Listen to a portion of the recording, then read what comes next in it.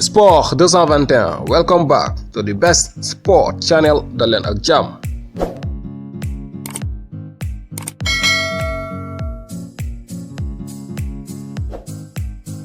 Mercato di Lyon dañu koy doore ak doomu Sénégal bi ñuy wax Amadou Ciss di jouer foofu nga xamante ni moo di ci Ligue bu Hollande.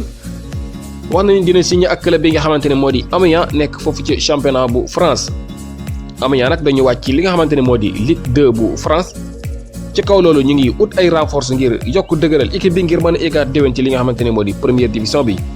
ci kaw loolu signé nañu ki nga xamante ne moo di jeune attaquant international sénégalais bii di Amadou Ciss toll ci 20 ans.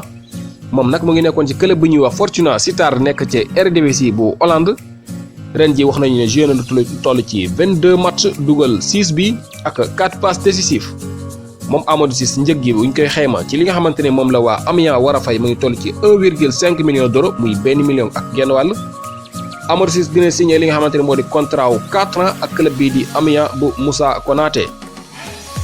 bu ñu jógee foofu dañuy seeti beneen doomu Sénégal mu di Seny Dieng nekk jeune gardien sénégalais bi nga xamante ne mu ngi foofu ca Angleterre di joué ci club bi ñuy wax Doncaster Rovers. moom nag ñi ko xamante ne ñoo ko able ñoo di waa Queen's Park Rangers. nekk foofu ca championship bu Angleterre moom Seny Dieng ñu able woon ko foofu ca Ligue 1 bi mu di 3e division bu Angleterre. wax nañu ne jamono yi ay club yu mag yi nekk foofu ci Angleterre ñu ngi koy topp bokk na ci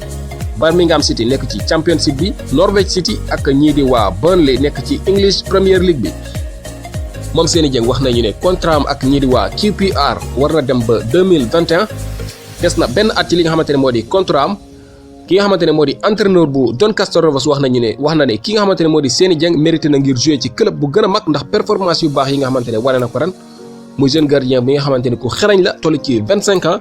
jamono yi ñii di waa Birmingham City,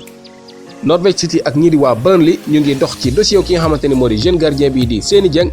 ngir yóbbu ko foofu ci English Premier League bi.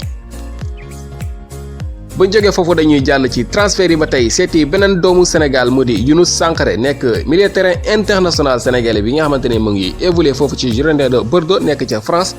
wax nañu ne signé na ak club bi ñuy wax CSKA Sofia nekk ca championnat bu Bulgarie.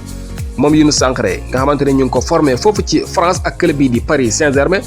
jaar na ci club bu mel ni Guingamp, Lille ak Girondins de Bordeaux foofu sax la jógee wax nañu ne signé na ak club bi ñuy wax CSKA Sofia nekk ci championnat bu Bulgarie. ci Bulgarie googu la ñuy des ak doomu Sénégal bii nga xamante ne moom la ñuy wax Stéphane Badji nga xamante ni international sénégalais la di jouer foofu ci championnat bu Bulgarie ak club bi ñuy wax Ludogorets. moom Stéphane Badji nekk na li nga xamante ne moo di champion ak clubam bi di Ludogorets. gagné nañ li nga xamante ne moo di championnat bi 14 points ci kaw ki nga xamante ne ñoo di CSKA Sofia mi nga xamante ne moo nekk deuxième ci championnat bi. moom Stéphane Badji ni ki daaw ci waxtu wi la dem foofu ca Bulgarie ak club bi di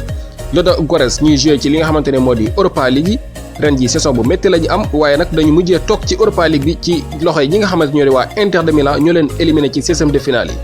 jamono yi Stéphane Badji gagné na li nga xamante ni moo di championnat bu Bulgarie ak clubam bi di Ludogorets. ba tey ñu wëy ci xibaar yi Papis Demba Cissé defati na mëninam delloo na buum ca boy ga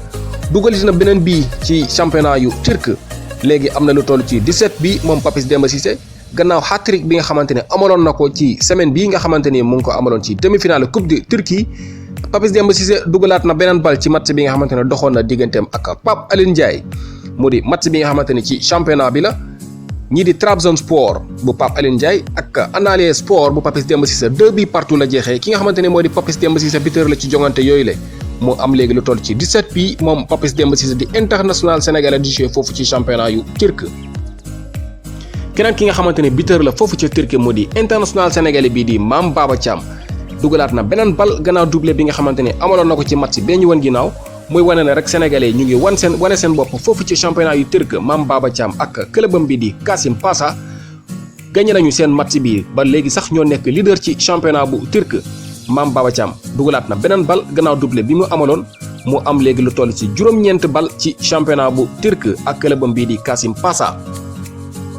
ba tey dañuy wëy ci xibaar yi beneen doomu Sénégal bu wane boppam moo di Papémisson Djilobodji nekk défenseur international sénégalais bi nga xamante ni mu ngi évolué foofu ca Gaziantep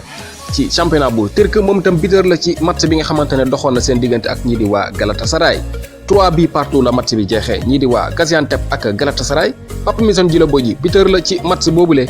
léegi mu ngi am lu toll ci juróom-benn bal ni ki ren jii Pape Missone Djilabo ji nekk international sénégalais mu ngi wéy di wane boppam foofu ci championnat bu turc ak clubam bi di Gaziantep. mbokk yi lii leen amaloon tey ci actualité ak mercato de Lyon ñu leen di wax ne ñu ngi xaar seeni commentaire te ngeen like li nga xamante ni moo di vidéo yi te bu leen fàtte li nga xamante ni moo di subscribe bi ngeen abonné ci chaîne bi di Sport 221 the best sport channel ñu leen di tàggu fii ba beneen yoon jàmm ak jàmm.